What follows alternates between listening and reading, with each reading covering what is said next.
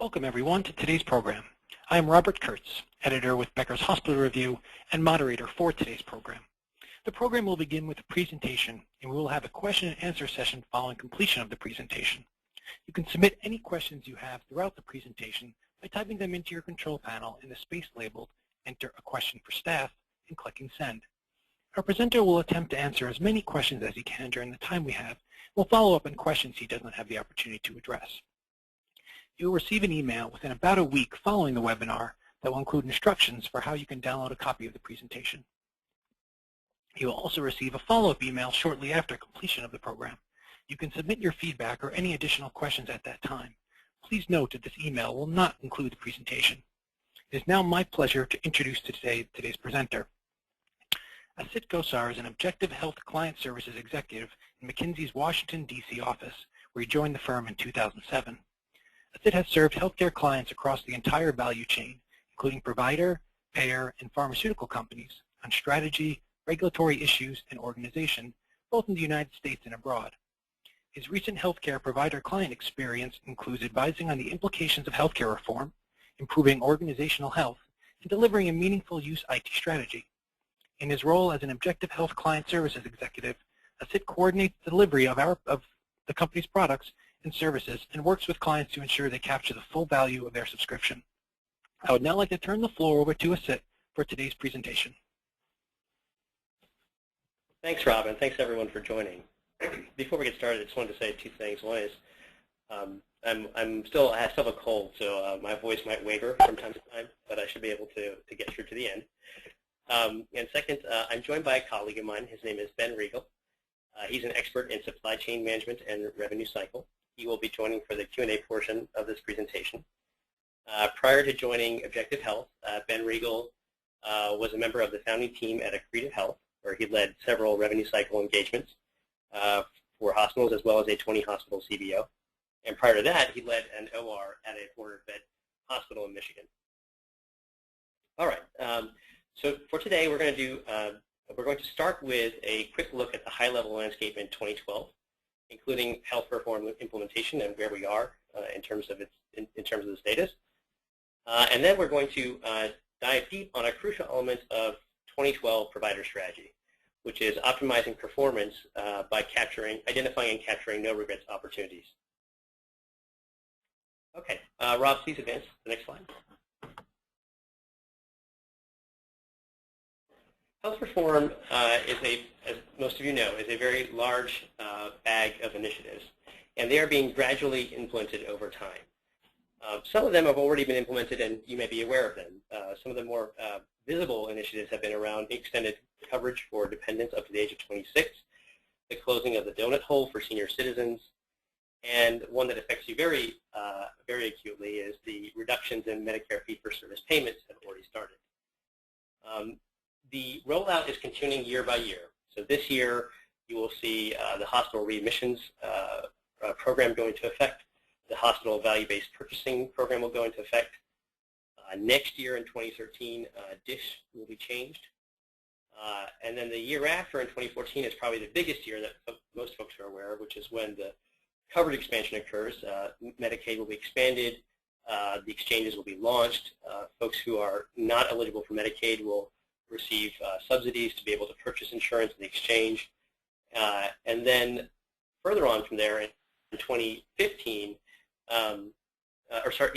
later in that year in 2014, the penalties for poor performance on hospital-acquired conditions will go into effect. In addition, there's even more stuff that affects hospitals going even further out into the future. In 2016, a very important milestone is the potential nationwide rollout of bundle payment. In 2018, the Cadillac tax will be implemented, which will certainly affect employer-provided health care.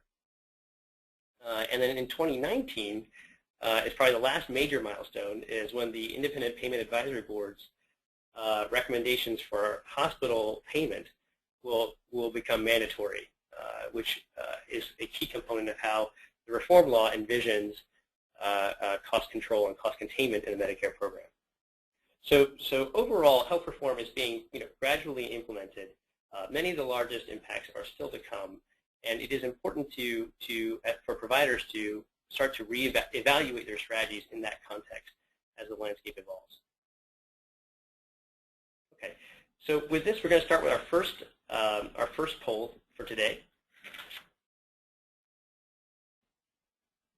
What is the expected impact if the Supreme Court strikes down the individual mandate but allows the rest of the Affordable Care Act to stand? Certainly, this is a debate that has really consumed the entire country, and has been something that is very visible. At least by one particular study group's estimates, there are about 30 million people that are expected to gain coverage under current law. And so the question that we'd like to poll you on is, what do you believe will be the number of people who will not gain coverage if the mandate is ruled unconstitutional? The first choice is 8 million fewer people. The second is 16 million fewer. The third is 20 million fewer, and the fourth is 24 million fewer.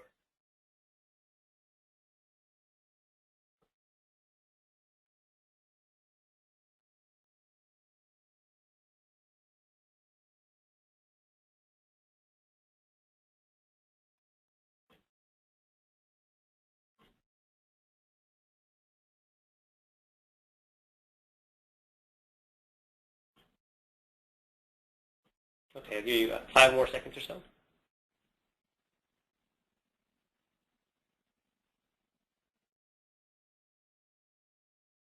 All right, go ahead and close the poll. So hopefully you can all see the results of the poll. 12% of you believe that 8 million fewer people would gain coverage. 30% said 16 million. Similar percentage for 20 million, and the most number of you thought that 24 million fewer people would receive coverage as a result of the loss of the mandate. Now, this is a bit of a trick question. Actually, the truth is that no one really knows what actually will happen. And there are actually 3 different, very different estimates for what will occur. Lewin, the folks who had the original projection of 30 million folks getting coverage, predicts that only 8 million fewer will end up with coverage as a result of loss of the mandate. The Congressional Budget Office has said it's going to be about 16 million fewer. And another group, the Center for American Progress, has said it's going to be about 24 million fewer. So in some sense, you're all right. But one of the nuances about the way that the law expands coverage that is not as well known is that the individual, if you're an individual who's participating in Medicaid, or if you're an individual receiving subsidized insurance in the exchange, in both situations you are completely shielded from any premium increase that would occur as a result of loss of the mandate. So if the mandate is struck down and less healthy people enroll, and as a result premiums go up, it does not affect the individual's premium that need to pay to receive the insurance. So for many people who are expected to receive insurance as a result of the reforms, they are completely insulated from any changes in premium as a result of the loss of the mandate. That's the key reason why Lewin, for example, believes that only 8 million out of the 30 million would not gain insurance if there was no mandate. Okay, next slide, please. So then as we think about 2012 and what's going on at a high level, there are lots of key things going on. Obviously, there's a Supreme Court decision on the constitutionality of the law and individual elements of the law. There's the presidential election, which probably will have maybe the largest impact on the future of healthcare reform. In the meantime, the federal government is very busy working on the implementation of the laws. As you saw on the previous slide, there's many parts that are being implemented over time. You should expect to see rules coming out on the way the exchanges should be structured, on stage 2 of meaningful use, disproportionate share, next generation value-based payments, wage index reform, and this launch of the National Bundled Payment Pilot that will start next year. So all of these things are happening in the background, and you should start to see announcements about these. These are probably the key ones you'll see announcements for over the course of this year. In addition, the states are starting to set up their exchanges. Several are still waiting to see based on what's going on in the Supreme Court. So, things are happening, but many elements are still uncertain. And after this year, we should have a much better picture as to what will reform look like on a longer-term basis. Therefore, if you look at what are providers doing right now, the biggest thing that would characterize what we see across the industry is that providers are continuing to prepare themselves for this coming post-reform era. Whether it's reform as it currently looks today or in a modified form, they're still preparing themselves for that future. Everyone would agree that regardless of what happens with reform, in the future there will be more patients, but there will be fewer dollars per patient, which has a very important impact on the way that every provider thinks about their economics. And furthermore, everyone believes that there will be greater integration horizontally amongst hospitals and amongst physician groups, as well as vertically across the value chain of hospitals, payers, employers, and physicians. And so therefore, as we think about what's happening right now, this year, there are three things. One is the execution of what we would describe as no-regrets moves to hold down costs and capture growth opportunities. This is an important component of just of kind of nuts and bolts preparation that will allow every provider to hedge their bets going forward. Secondly, the execution of the IT transformation to achieve meaningful use and lay the foundation for potential clinical integration. This is every client that we speak to. This is a major component of what is consuming their agenda right now. And finally, the development of long-term strategies to thrive. Again, this is difficult because of the uncertainty surrounding healthcare reform, but some of the basic things about what's going to happen in the future are well known. And now the real question for every provider across the country is to think about how do they look in their market and what are their opportunities to thrive in the long term. Okay, next slide, please. This brings us to the next poll, which is, which of the following areas presents the largest opportunity for margin improvement at your hospital in 2012?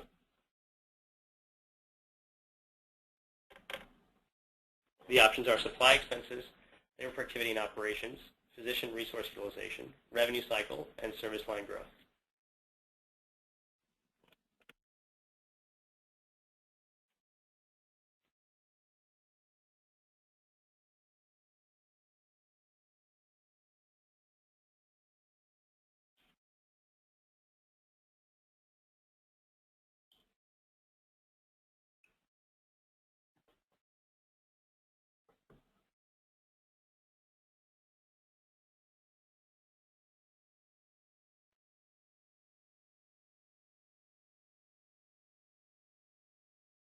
Okay, 5 more seconds.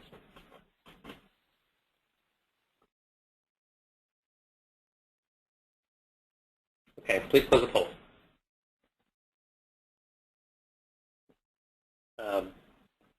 Hopefully you can see the results. As you can look across the results here, the highest number of you thought it's either labor productivity and operations or revenue cycle and or service line growth. A smaller component of you thought the biggest one is physician resource utilization, and beyond that, supply expenses and purchase services. It's an interesting distribution of responses. I think we would agree that in general, the top 3 areas that we see are the top 3 that you also have marked: labor productivity and operations, physician resource utilization, and revenue cycle and growth. And over the course of this presentation, we will be talking about how we work with one particular hospital to identify and capture opportunities across all 5 of these areas. Okay, next slide, please. A bit of background before we look at this about how we worked with a hospital to do an exhaustive review of its no regrets opportunities and how we work with them to capture them. First, it's a 300-plus bed independent, not-for-profit tertiary hospital. They have a full complement of services, including bariatrics. They have a heavy Medicare population and a roughly $200 million net operating revenue. So, we'll be talking today about how we work on performance improvement in the context of a medium-sized independent hospital. Next slide. All right, so the first major area we looked at with them was supply expenses. Using very granular analysis, where we looked at their, using their materials management data, their pharmacy data, their charge level data for patients, the patient level economics data, we were able to put those together and identify specific, very targeted opportunities to improve performance that added up to approximately 5% of their supply spend. The opportunity broke down into 4 categories. One was switch to generics when, where we were able to detect that they used both a branded and a generic of the same drug. We were able to quantify the opportunity of moving from branded to generic. In this particular case, for this hospital, it was not very large. The next opportunity, which was very large, and is consistently so across our clients, is the optimization of therapeutic substitutions. This would be where pharmaceuticals are not being used as optimized as they could be. We were able to quantify the opportunity there. The third is around consolidating vendors. We looked both at a high level at how much of the spend is concentrated in the top 10 vendors, as well as category by category, how many vendors did the hospital have relative to benchmarks. And then finally, at pricing, we looked at their pricing relative to national benchmarks. An example of granular analysis is on the next slide with respect to therapeutic substitutions. Here we were looking at specifically managing antibiotic use, and in particular vancomycin versus linezolid. We were able to identify, for linezolid, we were able to identify when it should be used relative to vancomycin and within specific DRGs. And the first bucket of opportunity is identifying cases where linezolid was used on the first day of treatment for a bacterial infection. And in most cases, we know that vancomycin should be used as the first response for this type of infection. And so we found a very large number of cases at this particular hospital where linezolid was being used, and we were able to quantify the incremental reduction in cost if they were able to switch that over to vancomycin. Similarly, we found in the bottom box you're looking at where we were able to identify that linezolid had been used for less than 2 days or less, and we know that it should be used for at least 3 days. Again, we were able to quantify the opportunity if they were able to use vancomycin instead of linezolid in those cases. All right, next slide. The next opportunity we looked at was labor productivity. Here we were comparing, we were able to, again, through very detailed granular data, looking at their payroll data and their productivity data, we were able to get a sense for the internal variation in productivity performance by cost center over time. And this is one of the areas where we do not believe in using external benchmarks. We find that we find it very difficult. The way that productivity is calculated from hospital to hospital is varies so much in terms of both the numerator and the denominator that it is very hard to compare hospitals on productivity performance. And we find if we try doing that, we find that ends up having more discussion just about is the benchmark comparable or not than talking about true productivity performance improvement. So we measure this based on each cost center's internal variation in performance. And what you're looking at on this chart is a rank order of where the opportunity was at this particular hospital. Roughly $1 million was in medical and surgical floors. The next 3/4 or so of $1 million was in the operating room, etc. And by focusing on performance in these top 10 departments, they would be able to capture almost 80% of the total productivity improvement opportunity. Next slide, please. This is an example of the internal variation I was describing. Here you can see for each cost center, we looked at the productivity performance over time and get a sense for how many pay periods they perform at different levels of productivity. In all cases, we start out with an outside-in perspective that true stretch performance is to achieve 90th percentile performance on a consistent basis. And for some cost center, but then we have a very targeted conversation by cost center of whether or not that's appropriate. And in this case, you can see that for some cost centers like the psych ward, there is the performance on a median or average basis is actually not that far from their top-level performance. So, the movement to get to its top-level performance or 90th percentile performance is not enormous. Whereas in some of these other cost centers, it would have been a much larger stretch to get to 90th percentile consistently, and that's the kind of conversation we use this data to have that conversation with each cost center to get a sense for what is reasonable to achieve. Next slide. In operations, all of you are focused on length of stay, of course. It is a major cost driver for hospitals. And what we try to do is to target, again, the improvement of length of stay performance using granular data. So in this case, what we do is we measure, for each DRG, we measure their length of stay versus CMS geometric mean. And we get a sense for where are the largest opportunities to improve performance in terms of DRGs. So the left-hand chart captures that. Each dot is a single DRG. And on the y-axis, you're looking at the number of excess days in that DRG. That is their average length of stay in that DRG versus CMS geometric mean. And then the x-axis is the number of patient encounters in that DRG. So when you multiply the two together, you get to total number of excess bed days in that DRG. And what you're looking at are the top 10 DRGs scattered across this chart. This helps identify DRGs where, in particular, where the problem is more that there are just too many days relative to the benchmark, so something is not quite happening right in the care pathway there, versus other DRGs where performance, their excess above geometric mean is not that high, but they just have a large volume of encounters, and so that's what's driving the excess bed days. From here, what we do is we work with the hospital to dive deep into each one of these DRGs and get a sense for what is actually driving the excess bed days.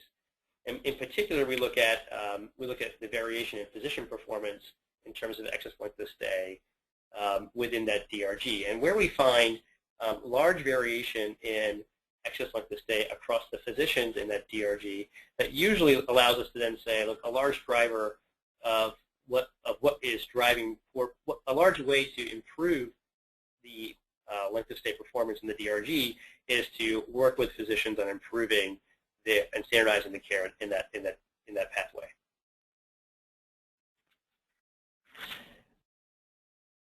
Okay, next slide, please. The next area we looked at with them is purchase services. This is probably the third largest category of spend, third or fourth largest category of spend in a hospital, and may not often get as much attention as the biggest categories, labor productivity and supply expenses. In purchase services, our approach is a little bit different in terms, in the sense that we don't look at as closely at granular data. We use more of a top-down approach. Here we bucketed their spend into individual categories, and then we compared their purchasing practices in each category relative to our best practices in each category. And we then leveraged a database that we maintain at McKinsey, which has the data from over 900 purchasing engagements that we've done. And in that database, we track the kinds of initiatives that were implemented, the expected impact of those initiatives, and then what was actually observed. And so we are able to use that database to get a sense for, by category, what is a reasonable range of savings if you were to implement best practice. And we then compared those best practices to their practices to get a sense for, okay, how much opportunity is there really as we look at across these categories of spend. In their particular case, we found that there was roughly a $1 to $3 million opportunity in purchase services. It would take a lot more digging to actually get to the true root causes and what could really be done to change things. But it helped the hospital get a sense for how big is this opportunity relative to other opportunities as they prioritize their efforts. Next slide, please. The next area we looked at was physician variation. This is an innovative way to approach physicians with data about their performance from a resource utilization perspective compared to their peers. So what we do is we look within a DRG. We look at each physician's average cost per case, and we compare them to each other to get a sense for what does their performance look like versus the average or median inside the DRG. And then where there are physicians who significantly exceed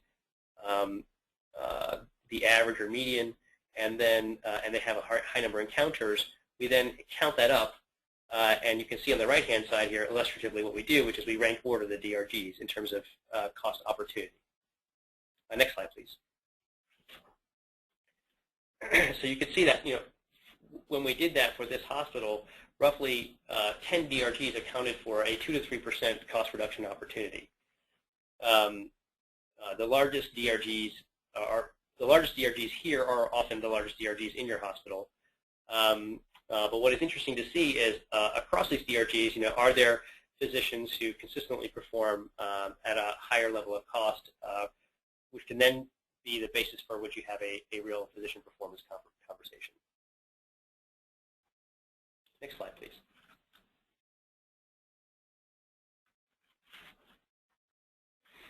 In revenue cycle, we get very granular data here.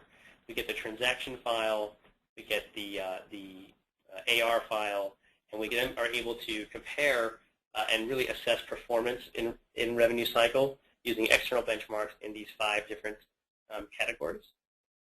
The first big category is around increasing payer yield. The biggest drivers here are often that is lack of or incorrect pre-certification and pre-authorization, lack of timely submission of the claims, and then incorrect actual coding of the claims. We find that actually some of the simpler things that actually can drive very large changes in performance, and this is often an area that is very large across clients. Next is improving cash collections. So what we're referring to here is working with patients to ensure that you receive some of the payment for an encounter up front. Often folks first focus on residual balance, that is the balance after insurance for that specific encounter. But what we find is that actually a bigger opportunity is often prior balance. That is what the patient owes before they even come to you because of their previous encounters. And simply implementing, hospitals take a different array of different approaches as to how to approach those patients, but there's softer approaches, there's harder approaches. That's an individual decision for each hospital. But there is often a lot of opportunity that can be captured right there in terms of talking to patients when they come in about their prior balances. The third category is around reducing self-pay impact. This one is one that we find widespread progress on across clients. This is an area where this is about working with self-pay patients to either enroll them into an insurance and a public insurance program if they're able to qualify. You can imagine this becoming, for example, very important in the post-reform context if healthcare reform is implemented as currently in law. Because many more folks will qualify for subsidized insurance that may not be already enrolled by the time they see you. So this could be an important lever both now and in the future. It also includes not just enrollment in insurance, but also being able to enroll them in all kinds of other more private programs that they might qualify for financial assistance.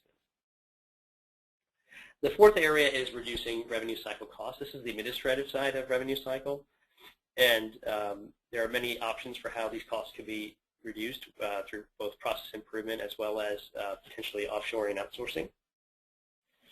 And then finally, there's charge optimization, which is the use of technology to improve both coding as well as payment accuracy from your payers.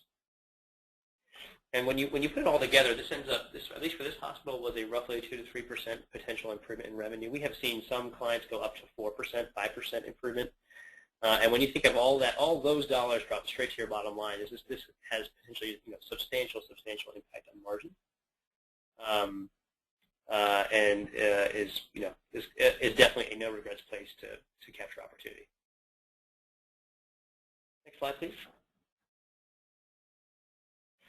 Service line growth. So many folks, when they approach service lines, often look at the landscape as it looks either today or historically with their service lines. We worked with this hospital to look more into the future and to get a sense for how each service line is going to evolve, both in terms of its contribution margin per case as well as its projected growth, taking into account all of the changes that are occurring in the environment, both technologically and in terms of practice patterns, as well as the impact of healthcare reform.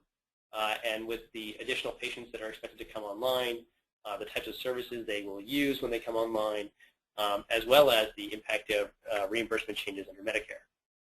And when you put it all together, we are then able to prioritize service lines to focus on based on their projected contribution margin per case, that's the y-axis, and their growth, that's the x-axis.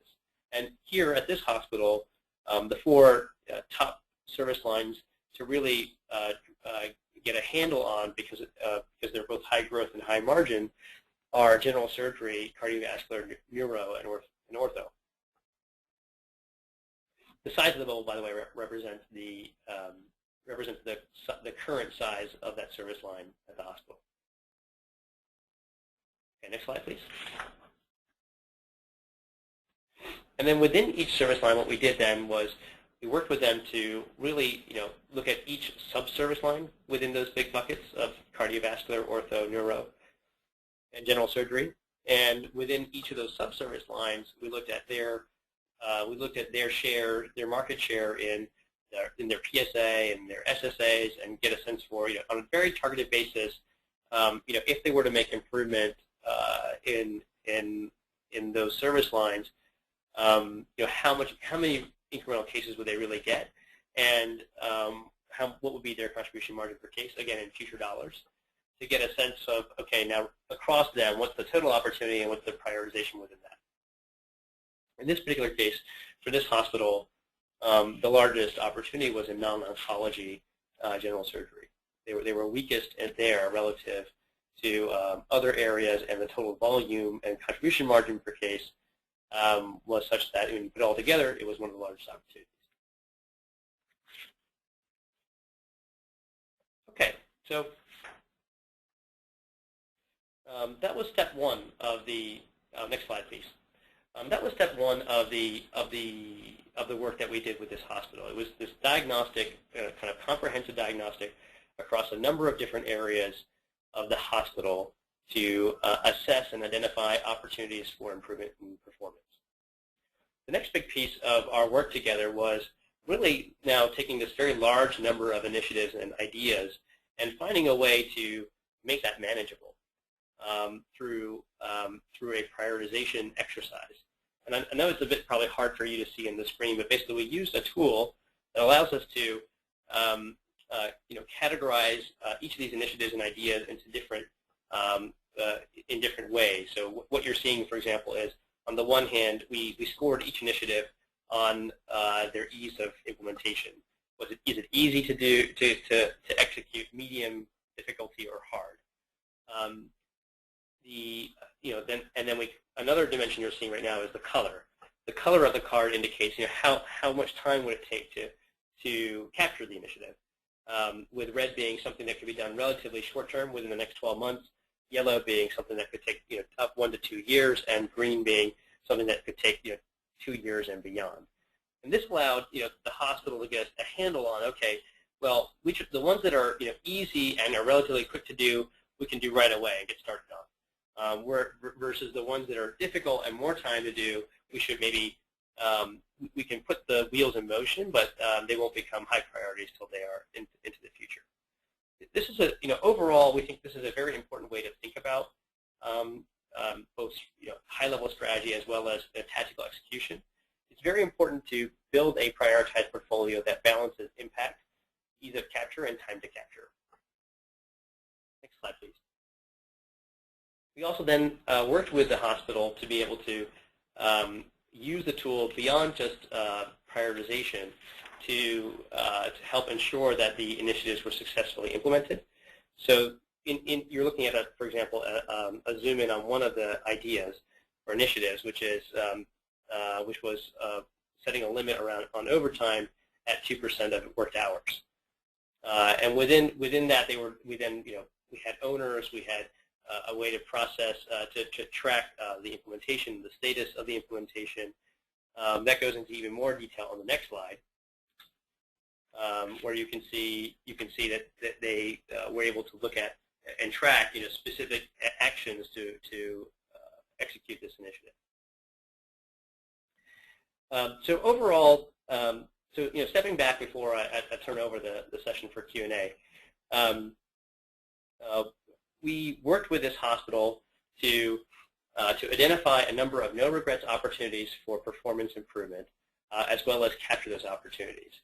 This was an important component of their overall 2012 agenda, which is on the one hand to identify and capture these no-regrets opportunities to position themselves and create flexibility for themselves as they think about how they want to think about the future. And in parallel, we are working with this hospital to also start thinking about now that future. When we think about how should we approach horizontal integration, how should we approach vertical integration, what will be there in the future as the market and the landscape evolves, what will be their positioning in their market relative to their competitors, with payers, with physicians, with patients, with employers. All of those things are very much in the agenda, and that's the other, I think, major central pillar of what is actually happening at this hospital right now, which is to determine that medium to long-term strategy in parallel with the execution of these initiatives to shore them up and prepare them for whatever may be coming. Okay, with that, I'd like to close the presentation portion and turn it over for Q&A. Thank you, Asit. And just as a reminder, Ben will be joining for this Q&A. Terrific. Again, thank you, and thank you for a very informative presentation. As you just noted, we'll now begin the Q&A portion of the program. As a reminder to attendees, you can submit any questions you have by typing them into your control panel in the space labeled Enter a Question for Staff and clicking Send. Asit and Ben will attempt to answer as many questions as they can during the time we have for Q&A. We'll follow up on questions that you don't have the opportunity to address. Let's jump right into it. Can you discuss what's the right balance of traditional versus innovative approaches to performance improvement for most hospitals? That's a great question. There actually is no right one. There's no one right answer to that question. It depends very much upon the position of the hospital in its market. One of the things that we didn't really talk about here, but one of the very first steps before we even do performance improvement diagnostics, before we even do this, one of the first foundational steps is actually to get a baseline of projected P&L performance over the next decade or so, including the impact of healthcare reform, assuming it's implemented as in law, as well as then creating scenarios to create a range around that and get a sense for where could they really be in terms of their financial performance over the next decade under different scenarios. That helps to really level set on the need for dramatic change versus incremental change, and that then derives the question of the answer to that question of how much do they need to be focused on traditional versus innovative. I think I would submit that all hospitals need to be focused on both, but the degree and balance of those two I think very much depends upon the situation that they're in. If there is more of a challenge, more headwind going forward, then there needs to be more emphasis on the innovative than the traditional. Terrific. Thank you. Lots of questions coming in. Let's jump right into the next one. With respect to ELOS opportunity, did you factor in readmission for the same or related diagnosis within 30 days of discharge? Not Not in that particular analysis. Readmissions is not included in excess length of stay. Readmissions is something we deal with in a separate topic.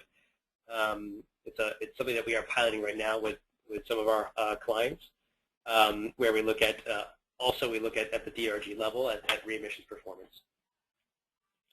Thank you. Next question. Are revenue cycle improvements net of the costs of building FTE capabilities, new technologies, and performance management?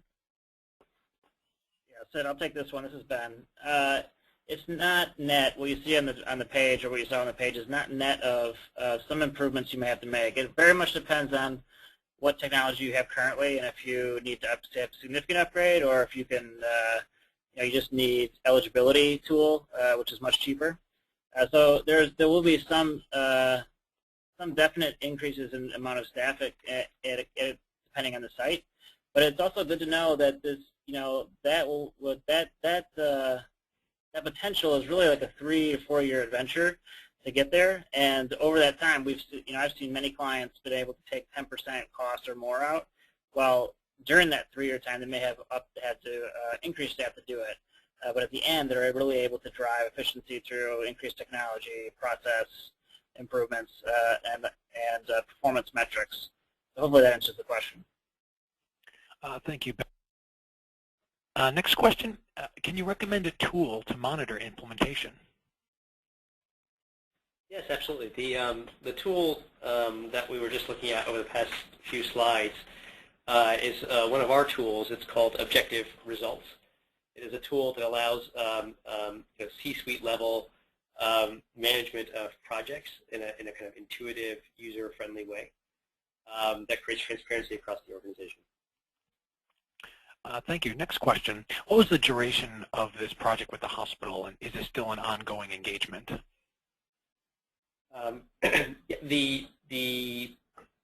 The entire length of the engagement is roughly 9 months long, and it is still an ongoing engagement. We kind of completed the phases of forecasting their financial performance, doing this opportunity diagnostic, setting in motion these initiatives, and now we are in the phase, as I described, of working with them more on the longer-term strategy to thrive in their market. Terrific. Next question. What kinds of vertical integration models do you see between payers and providers as a result of healthcare reform? A great question, and one for which the answers aren't completely known yet. There are a couple of models that we're seeing. The biggest question really when it comes to vertical integration is, to what extent are hospitals included in it? What is the minimum requirement for vertical integration really these days is payers with primary care physicians, and primary care physicians, if they are highly sophisticated with the right infrastructure and good management and governance, can do a lot of this, can capture a lot of the opportunity in the system on their own. However, many primary care groups are not there, and so what ends up really being the question is, to what extent are other providers besides the primary care physicians involved in the vertical integration effort? Are there other specialist physicians that are involved? Are the hospitals or other facilities involved? And to the extent that more folks are involved, that can bring, in general, more capital to bear. But at the same time, it also increases the complexity of the effort in trying to manage the governance across the different organizations. Thank you. Lots of great questions to get to, so let's move on to the next one. Can most health systems determine service line profitability? I guess the answer is yes and no. So for most of our clients, which are community hospitals, independent community hospitals across the country in the 200 to 500 bed range, or small systems, for most of them, they do not have cost accounting. So as a result of that, at least they should say they don't have true cost accounting. So as a result of that, they don't have a perfect view into profitability by service line. Now, some hospitals, some of our clients do have kind of approximated cost accounting, And on our side, we also have a tool that allows hospitals to allocate costs. And so regardless of whose methodology is used, we have a way to approximate profitability. It won't be perfect. It won't be as good as cost accounting-based service line profitability, but it's good enough to usually make these kinds of decisions. Thank you. Next question. Who led this major process at the hospital? And can you also speak to how long did it take to get the buy-in with this particular team, and where they related to their goal? At this particular hospital, the process is led by several members of the C-suite. So it's an engagement with, I would say, it's a team-based effort with the CEO, the CFO, and the COO, with different members amongst the three of them driving different pieces of it. So the high-level component of forecasting their performance over the next decade was really all of them involved together. The part that we're looking at here together, which is their performance improvement diagnostic and capture of those opportunities, is more led by the CFO and COO. And the long-term strategy to thrive is really more led by the CEO. But all of them are the owners of this and are engaged in every step in the process. Thank you. Next question. Given the title of today's program, how does healthcare reform change the priorities from this service line operations review? Great question. The healthcare reform you could think of as really just an accelerant of the need for providers across the value, for providers and payers to really rethink the way that healthcare is being delivered. Overall, everyone knows that the cost of healthcare growth, the cost of healthcare has grown too rapidly relative to the rest of our economy and our incomes, and as a result is eating a larger and larger and larger portion of an employer's cost, of an employee's individual income, and that's not sustainable.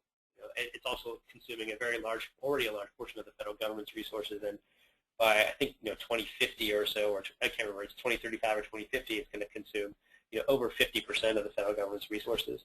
So everyone knows this has to change, and healthcare reform is really a first real attempt by the federal government to kind of spark that change, to really force providers to think through how are they going to provide a higher quality product that has better outcomes at lower costs.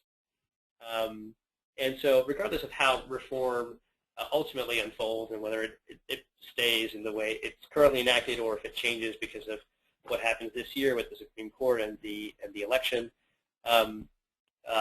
ultimately I think everybody agrees and everybody knows that we're going to be moving toward higher value care. And so that ends up becoming the two planks of how providers are responding are, on the one hand, really double down and get their operation as lean and mean as possible, to prepare themselves for and to create headroom really to change, and then secondly to really start to think through what those changes should be and how best to do that in the context of their local market. Terrific, thank you. Move on to the next question. How would your analysis have changed if you'd been working at an ACO network?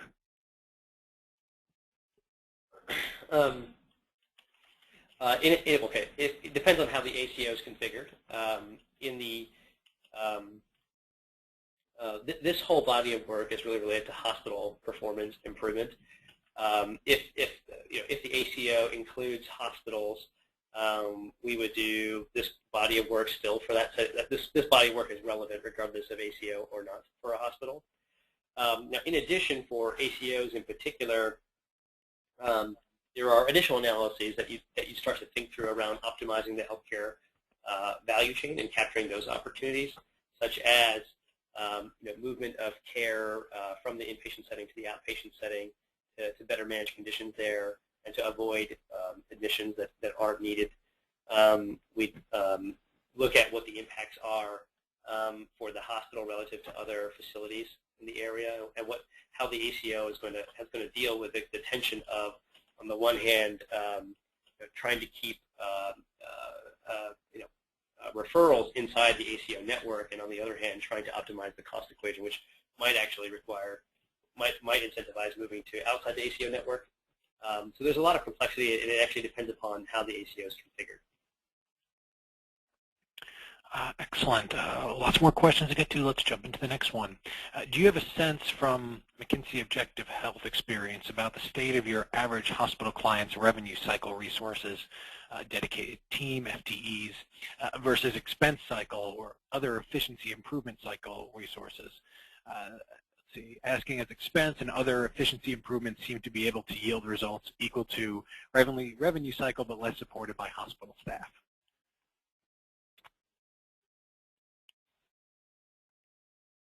This is Ben. Let me try and answer that, I think. I believe what you're asking there is if revenue cycle is as supported as some of our hospital staff to get improvements or efficiency improvements. I would say it takes, and you can jump in, I would say it takes definitely top-level support to make any of those changes happen, to get real support. But I would say the other thing is creating the burning platform to make those changes are as significant, so that everyone understands what they're buying into and how they get it done. I think that's what you're asking. I may not be completely asking. We certainly talk offline. Asit, would you have anything to add there? No, nothing to add. Okay, well, let's move on to the next question. Was the data presented actual results or estimated as if they executed the steps to implement the improvements? The data presented was estimated, is a diagnostic of opportunities. So this is looking at the data, working with the hospital management team to identify opportunities, and the numbers you saw are the results of not the first draft, but rather the refined final draft of after having talked it through all of these opportunities with the hospitals, and this is then what the hospital used as the benchmark by which to measure their actual capture of opportunity when they're in execution mode. Terrific, thank you. We're approaching the top of the hour, so let's take 2 more questions, and then we'll need to conclude. If we don't get to your questions, don't worry. We're going to share the questions with Asit and Ben as well. Make sure they get to them. If you have additional questions, you can see on this final slide here, you have Asit's email address. You can contact him directly. You can also respond to any emails you have received or you receive following this program with feedback or additional questions, and we can certainly share those with Asit and Ben as well. Second to last question, how should accountable care organizations pursue performance improvement mindful of their uniquely challenging revenue constraints? I think a similar answer to to my answer earlier. I think accountable care organizations that include hospitals need to focus on this same set of questions around nuts and bolts performance improvement. Then beyond that, an accountable care organization would need to be thinking about how to optimize the care delivery across the entire value chain, and the opportunities there depend upon. There's many categories of opportunities. The two biggest categories of opportunities are, one, optimizing site of service and looking for when something needs to be done, what is the lowest cost, highest quality place to do it. Like I said, that can throw into tension if a hospital is part of an ACO. That can throw into tension the hospital's interest versus others' interests in the ACO. The second biggest opportunity is to actually optimize care using evidence-based clinical pathways and ensure that patients are being managed well in the outpatient setting, such that they do not need to utilize more acute, specialized, and high-cost services. Terrific, thank you. Final question for today. Can you speak to what extent you're seeing health systems adding comprehensive wellness to their services offering? That would be in the other. So if you think about the two buckets I described, one is nuts and bolts, the other is a strategy to thrive in the long term. that certainly falls in that latter category, and we do see some movement in that direction. It tends to be a precursor of partnerships with employers, knowing that employers are ultimately, is going to be, they are currently already the most important source of payment for a hospital, and then longer term, even more so as reform comes online and as employers potentially, the level of employer-based insurance goes down as a result of reform. So as a result, those wellness offerings are often a way to develop partnerships or a means to develop partnerships with employers to try to, on the one hand, the win for the employer is better management of their employees and lower healthcare costs, and on the other hand, secured referral streams for the hospital and health system. Excellent. Thank you, Asit. And I want to direct attendees once again to the final slide, Asit's email right there, Asit_Gosar@mckinsey.com. Asit, I want to thank you again for a terrific presentation. I want to thank you and Ben for addressing as many questions as you did in the time that we had. And of course, I want to thank all the attendees for taking the time to join us today. As I mentioned before, any feedback or any additional questions, feel free to contact us directly or just reply to any of the emails you've received about today's program. We'll make sure to pass along feedback and the questions you have to Asit and to Ben. This concludes today's program. Asit, Ben, thanks again. Attendees, thank you. And I wish everyone a terrific afternoon. Thank you.